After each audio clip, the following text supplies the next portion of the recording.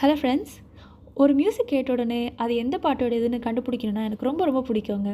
நீங்களும் அதே மாதிரி தானா? இந்த வீடியோ உங்களுக்கு தான். வரப்போகிற இசை எந்த பாட்டோடதுன்னு கண்டுபிடிச்சி எனக்கு கமெண்ட் பண்ணுங்க பார்ப்போம்.